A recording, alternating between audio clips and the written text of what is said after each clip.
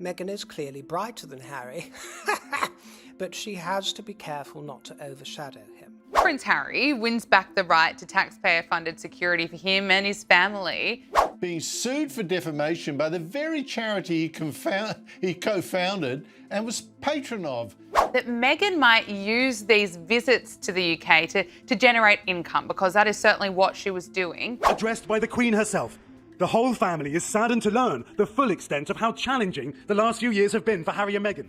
I think he's a very compassionate man, and I still think that he's left the door open. He has never responded to any of these jibes. The fight is allegedly over Meghan's attempts to continue to use the children for publicity. She said that they felt that while Harry may love Meghan, they weren't convinced about her feeling towards him. Aides telling the Sunday Times the Queen won't watch the Harry and Meghan circus. Queen reportedly wanted all four households to work together to find a solution, but she shot down all of them in the end, believing the Duke and Duchess can't have it both ways.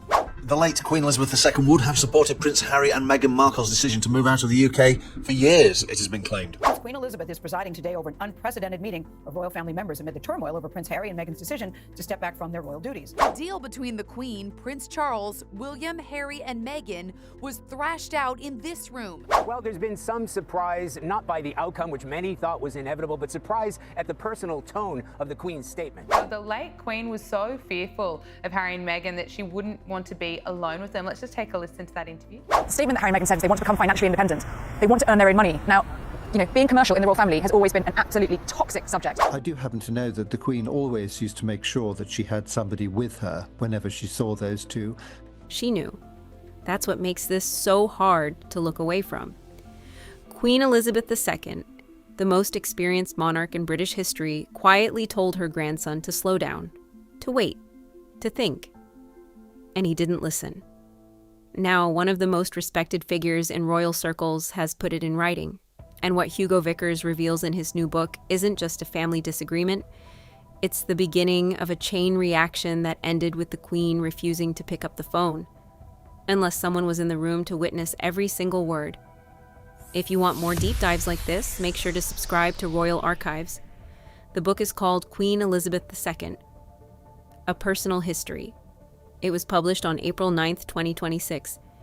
Hugo Vickers spent 60 years observing the royal family. Not from the outside, not through tabloids, but from inside the circles that matter. Like he met the Queen more than 40 times over 5 decades. He wasn't guessing, he was watching. And what he watched in those final years was a grandmother quietly unraveling over something she saw coming long before anyone else did. Let's go back to November 2017. Harry and Meghan announced their engagement. The world celebrated. The press was ecstatic. It looked on paper like the monarchy's greatest PR moment in a generation. A prince, a biracial American actress, a love story written for the internet age. The optics were perfect. But behind closed doors, the picture was different. Vickers writes plainly. The Queen suggested Harry should wait a year. Not forever. Not a rejection of Meghan. A year. Just, wait. Get to know her. Let the relationship build on something solid before binding yourself and the institution to it. Harry did not take her advice. The engagement was announced in November 2017. The wedding happened in May 2018. 6 months. That's it.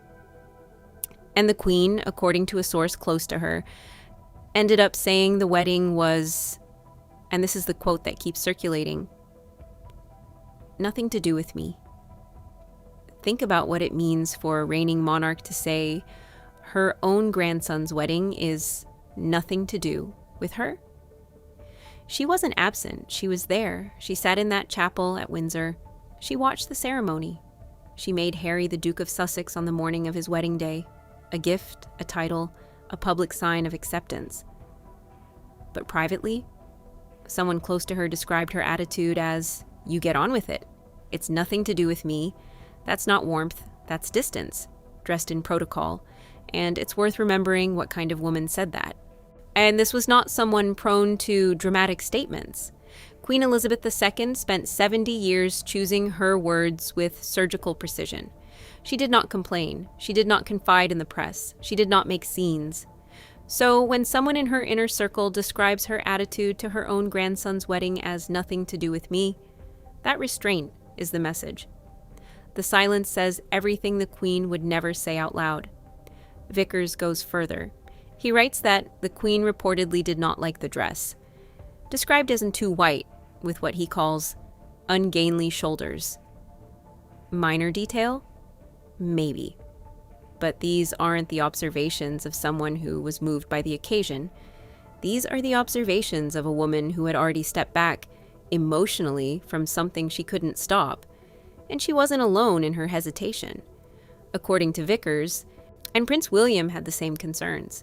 He reportedly urged his brother to slow down and to take more time to be certain. That conversation reportedly caused real friction between the brothers. Harry didn't want to hear it from William either. He was going forward regardless. Prince Philip, for his part, apparently referred to Meghan simply as the American. Not unkind by his standards, but not warm either. A label, a category, not yet a name. Charles, for his part, reportedly told Harry to enjoy the romance, but not to marry her. A line that, according to Vickers, echoed something Lord Mountbatten once said to Charles himself about Diana. History, apparently, has a pattern in this family.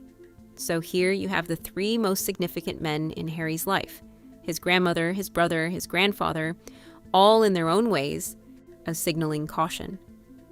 And Harry ignored every single one of them.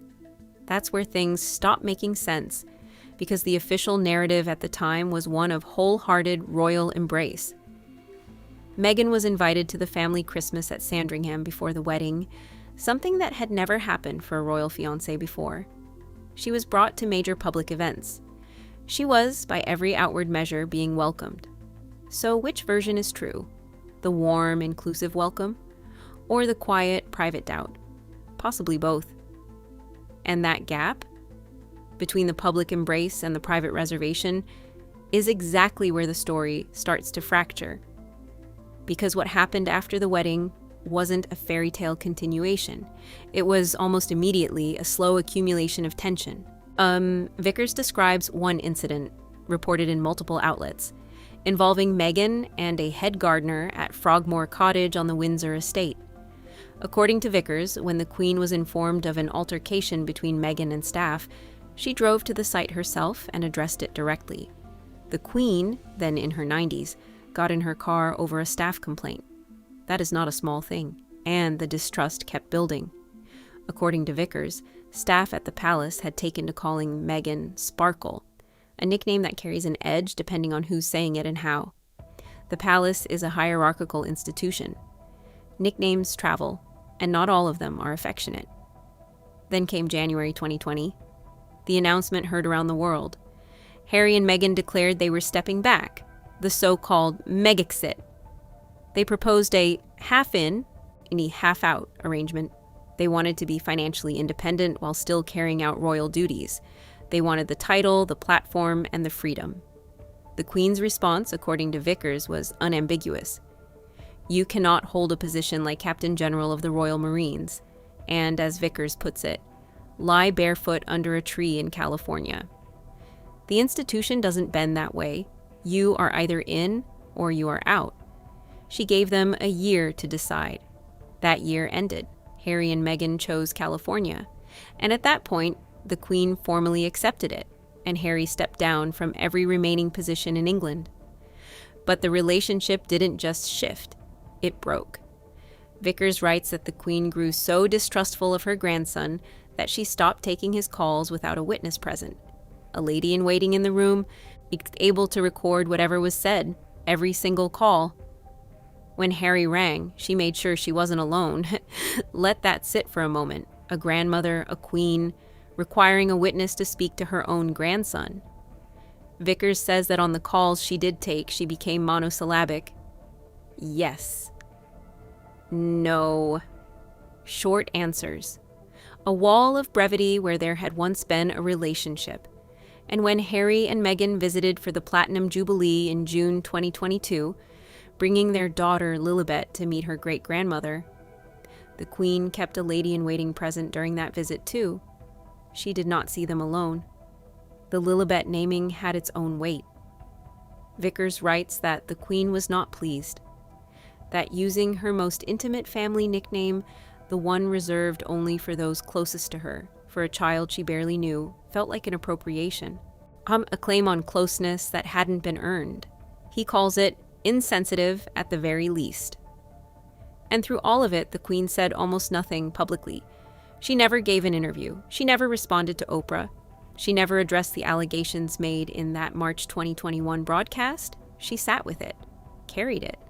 Vickers says she was deeply hurt, that the attacks from Harry, the public ones, the memoir, the interviews, wounded her in ways she didn't show. She died in September 2022. The book says the distress the Sussexes caused her in those final years cannot be overstated. Here's what raises questions for a lot of observers. If the concern was there from the beginning, if the Queen herself had reservations before the wedding, if William raised doubts, if Philip kept his distance, what would have changed if Harry had listened? We can't know. What Vickers gives us is the trail, the private advice that was ignored, the quiet distance that followed, the phone calls that required witnesses, the final years of a 90-year-old woman managing a wound that stayed open. Some online discussions have pointed out that the Queen still showed up, still gave Harry the dukedom, still welcomed Meghan publicly, still played her role on the wedding day.